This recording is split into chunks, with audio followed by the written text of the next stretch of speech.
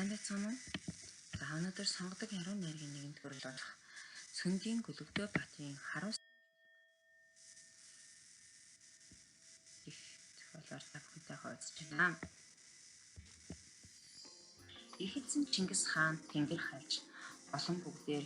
мөн их уу гашуу болоход зоригт Баатар бөгөөд бэлэгтэй яруу найрагч Сүндийн Гөлөгдөө Баатар багтран халих харцхан дигүүр болон одвоо чи эзэн минь хаминых тэрэгний тээш болон одвоо чи эзэн минь туйлах харцхан жигүүр болон одвоо чи эзэн минь тойрох тэрэгний тээш болон одвоо чи эзэн минь жиргэх шувууны жигүүр болон одвоо чи эзэн минь жирхах тэрэгний тээш болон одвоо чи эзэн минь гэл магтаж иртэл мөнийн хөвөрт хүрээд хар буур хавирах чинээ шигдэж хасаг нь уул чинээ шигдэж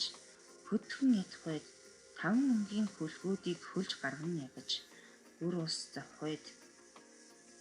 Сүндийн Гөлөгдөө Баатар мөргөн өчвэ. Хөх мөх тэнгэрээс заяагаар турсан хөлөг богд эзэн минь бүр их улсаан орхиж хүрвээ чи дээд төрөлтөө төвшнөө байгуулсан төр чинь төрлөн байгуулсан ус чинь төрүүлсэн хатан хөвгүүд чинь төрсөн хан газар ус чинь тэнд бүлгөө ариунаа байгуулсан төр чинь аглан байгуулсан ус чинь амраг хатад хөвгүүд чинь алтан орд харш чинь тэнд бүлгөө урнаа байгуулсан төр чинь учралдсан хатад хөвгүүд чинь урд зөөсөн олон ус чинь ур хэлхэн чинь тэнд бүлгөө ургамал ус иргэн чинь угаасан ус цасан чинь олон монгол ус чинь онны дэлгүүн болдог төрсөн газар чинь тэнд бүлгөө хээр азарганы хөхлөөр гүрд хийсэн өгсөлд чинь хингэрэг бүрээ урай чинь хихүү бүгд ус чинь хэрлэний хөдөө харал хаан суусан газар чинь тэнд бүлгөө бүтгийн урд учирсан бүртгэлжин сэцэн хатан чинь буянт хан газар нутаг ус чинь боорч мухлай хоёр амран хөр чинь бүрэн их ёс чинь тэнд бүлгөө хувилгаанаар учирсан гулан хатан чинь хуур цуур хөг дуун чинь хотол бүгд их ус чинь тэнд бүлгөө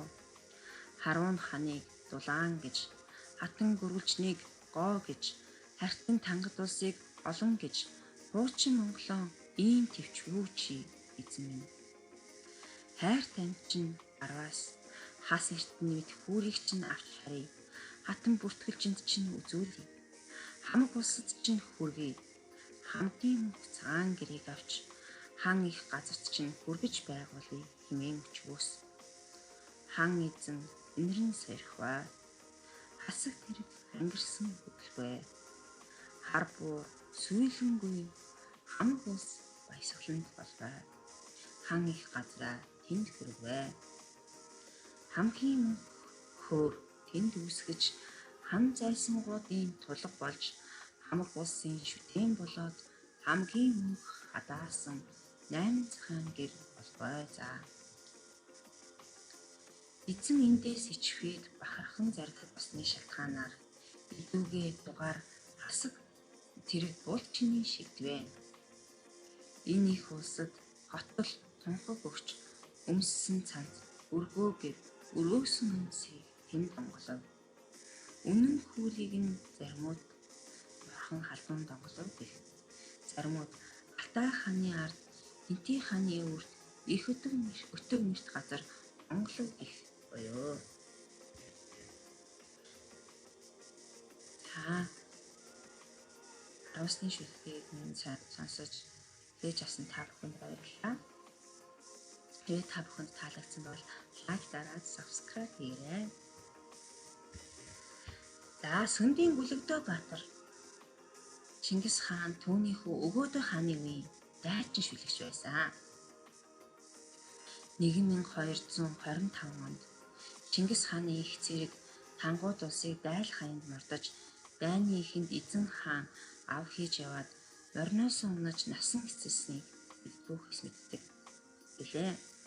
Тэр үед их хааны дэргэд байсан Гүлэгдээ Баатар харуулсны шүлэг дуудан хайлж улмаар алтан шардыг нь их нутгийн зүг авч явахад дагалдан бурхан халдунд авчирсан авьяатай хүн гэлээ.